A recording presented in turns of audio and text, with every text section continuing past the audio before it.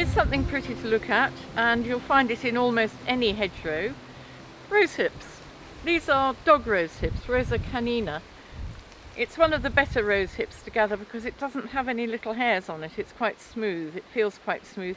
Some of the other varieties taste very good, but they're covered in quite bristly little hairs, and if you use them you have to get rid of those hairs by some means or another. Now, a lot of older people remember being paid pocket money to collect these to make rosehip syrup, which was given out to children for vitamin C source during the war and for several years after the war. But because I try to live without too much sugar in my world, I've decided I'd do something different with rosehips. And what I do is I gather them and I rub them a bit. All the little sepals come off them. I've got fairly clean hips there, and I've got the bits there that can go. And then I take them home and I dry them out. And I can do that on top of my Rayburn on a tray, and it takes several days. So the Rayburn's not on all the time at the moment. Or alternatively, you could put them on a tray over a radiator or some other permanent heat source and dry them out. And then you can make tea out of them. If you try and make them out of the hip, it doesn't really work. But what I do with dried rosehips, I will take probably 3 times as many as that, and I will put them in a thermos flask and put really boiling water on them. It's got to be really boiling.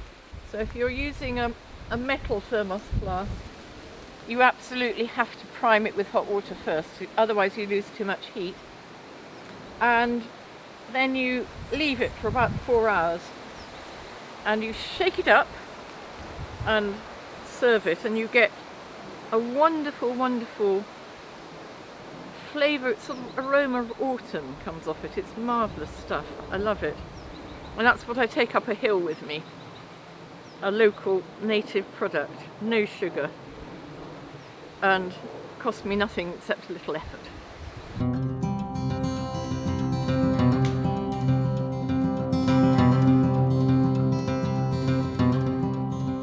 The next tree virtually in this overgrown hedgerow is a blackthorn or sloe, and here are its fruits, these beautiful little plums, which sometimes have quite a bloom on them, quite a pale bloom, and sometimes that washes off to make these very dark fruits.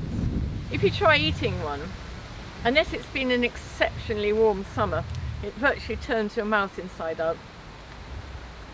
Ugh! It really is a strong, strong, sour flavour with an edge of bitterness as well. It's quite challenging flavour. The only good use for these, to my knowledge, is to make gin from them, flavoured gin. In the old days when I picked these, I used to prick them all with a pin before I put them in the pot. But what I do now is pick a whole load of them and shove them in a plastic bag, lots of them, and put them in the freezer overnight, and that cracks them open for you. And then you add a little sugar. I don't add much, and mine's quite astringent. Some people add quite a lot of sugar, and the juices that come out will dissolve the sugar, and then you can put them in a jar and add your gin. I mean, it's a cheat process because you're not making the gin, but you're flavouring it up in a most delicious way. And if you do it, you know, in October, it'll then be ready for Christmas, which is a good time to celebrate with sloe gin.